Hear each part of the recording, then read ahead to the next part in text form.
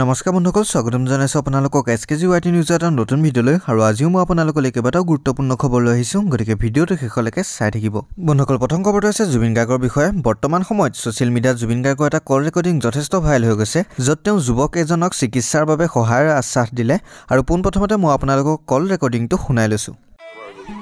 চকু মানে হেয়া হয় এটা অপাৰেশ্যন কৰি আনিলে আৰু এটা এতিয়া কৰিব পৰা নাই বাৰু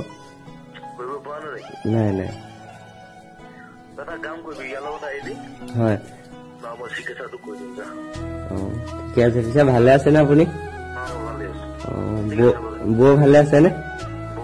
গতিকে দেখিলে আৰু আসলতে কল ৰেকৰ্ডিংটো কেতিয়া সেই বিষয়ে সঠিককৈ ক'ব পৰা হোৱা নাই হয়তো কেইদিনমান আগৰ কিন্তু কল ৰেকৰ্ডিংটো শুনাৰ পিছত সকলোৱে জুবিন গাৰ্গৰ মহানুভৱতাৰ শলাগ লৈছে বন্ধুসকল পিছৰ খবৰটো হৈছে মুখ্যমন্ত্ৰী ডক্টৰ হিমন্ত বিশ্ব শৰ্মাৰ বিষয়ে আপোনালোকৰ হয়তো তেওঁ এটা কণ্ট্ৰভাৰ্চি মনত আছে য'ত তেওঁ শাহৰুখ খানক চিনি নাপাওঁ বুলি কৈছিল আৰু তাৰ পিছতে আসলতে এটা বিতৰ্কৰ সৃষ্টি হৈছিল শাহৰুখ খান কোন আমি কিয় চিন্তা কৰো আমাৰ ইয়াত কিয়তো শাহৰুখ খান আছে